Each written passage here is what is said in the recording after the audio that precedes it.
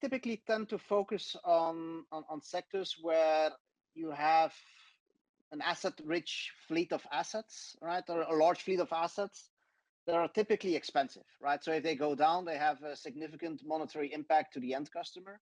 So if we're looking at other sectors, we can talk about pharmaceuticals, for example, where you have manufacturers of equipment that is used in hospitals, for example.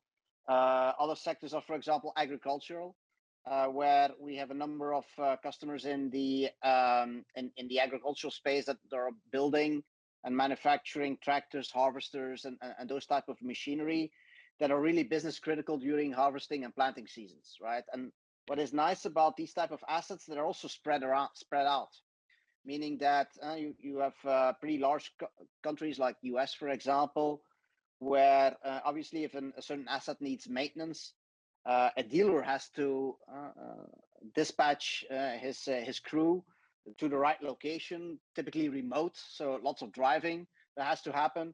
So if you don't bring along the right spare parts, then you have quite some costs associated with a second visit, right?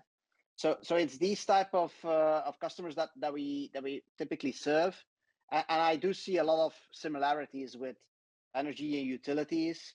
The only difference I would say is that with energy and utilities, the volume of assets is much bigger, right, than discrete manufacturers.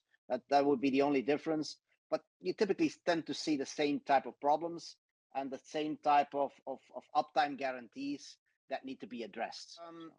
We've talked a lot about water and energy utilities today, but can you also speak a bit about other sectors and what kind of operational inefficiencies they're dealing with?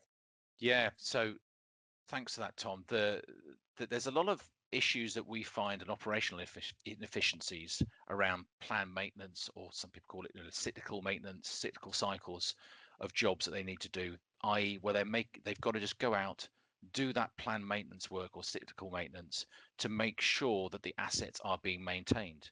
Now, obviously, the advantage of getting these things done up front is just to make sure that obviously the assets don't have any downtime. Quite often we find in quite a lot of industries where people are not focusing in on and concentrating on getting those planned maintenances done, the machines go down, and that causes obviously making sure you've got to get the right engineer there to actually fix things first time.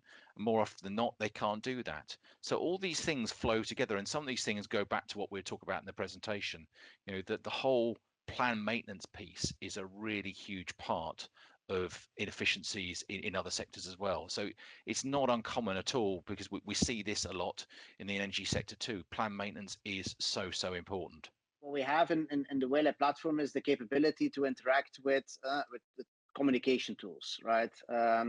Rich communication tools is something that we typically interact with. So we're talking about WhatsApp, we're talking about SMS, we're talking about Slack notifications, or even Teams notifications for that matter.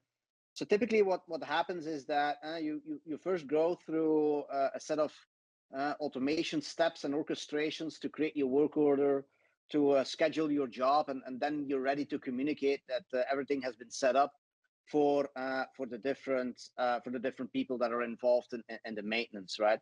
So that kind of involves communicating over the right channel to the right people that need to be made aware of this particular problem, right?